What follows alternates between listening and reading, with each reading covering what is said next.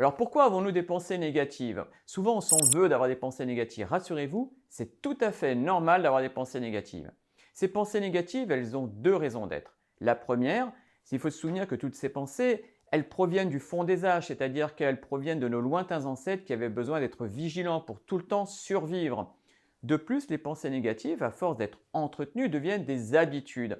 Les pensées négatives, elles sont créées à partir de notre cerveau, à partir de connexions entre les neurones. Et plus les pensées se font, plus les connexions deviennent de plus en plus fortes et serrées. C'est pour ça que ces pensées négatives, une fois que vous les avez, c'est très difficile de s'en débarrasser. Quelles sont les conséquences de ces pensées négatives? Tout d'abord, du stress, bien évidemment. Une altération de la neurochimie. La neurochimie, c'est tout le fonctionnement cérébral au niveau biochimique. Chaque pensée, chaque émotion, c'est en fait de la neurochimie. Ensuite, il peut y avoir aussi comme conséquence un épuisement de la dopamine. La dopamine, c'est le neurotransmetteur de la motivation. C'est également l'épuisement de la sérotonine, le neurotransmetteur de la sérénité. Il peut y avoir aussi une diminution du BDNF. Le BDNF, c'est un facteur de croissance au niveau neurologique. Il peut y avoir aussi une atteinte de l'amygdale. L'amygdale, c'est le centre des émotions et cette atteinte de l'amygdale peut entraîner un vieillissement prématuré du cerveau. Donc vous voyez, ces pensées négatives, certes, elles sont naturelles, mais elles peuvent avoir des conséquences. Alors, que nous conseille le docteur Amen, qui a écrit cet extraordinaire livre Change Your Body, Change Your Brain?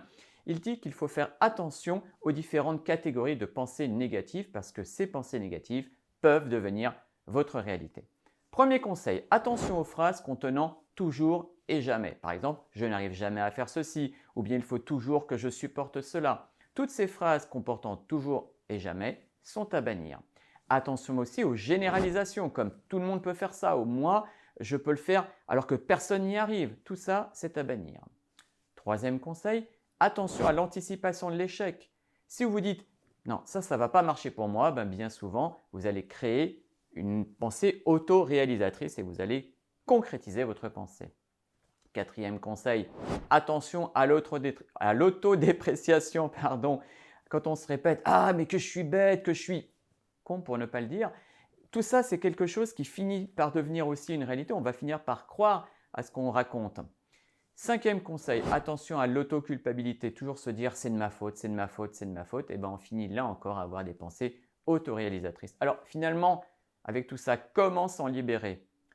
Déjà, il faut se poser les bonnes questions. Quand vous avez une pensée, première chose, demandez-vous, est-ce que cette pensée est vraie de manière objective? Deuxième question, est-ce que cette pensée est utile à vous ou aux autres? Troisième question, comment puis-je voir les choses autrement? Quelles sont les autres façons de voir la situation? Et surtout, et ça c'est peut-être le conseil le plus pertinent, quel conseil je donnerais à un ami qui dirait cela? Vous voyez, si par exemple vous avez un ami qui vous expose toutes ces pensées qui sont les vôtres, vous auriez plein de bons conseils à lui donner. Faites comme si vous étiez votre meilleur ami. Autre conseil très puissant du Dr Amen, notez les pensées négatives.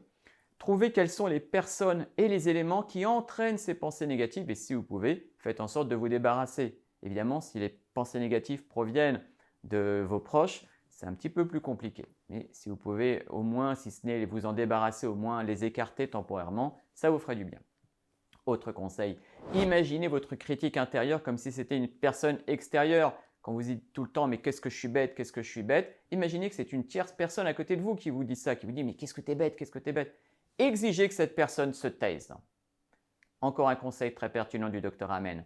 Décidez de vos pensées. Écrivez chacune de vos pensées négatives sur un papier et en face, écrivez la pensée positive que vous voudriez voir à la place parce que la nature a horreur du vide. Si vous supprimez une pensée négative, il faut impérativement mettre une pensée positive à la place.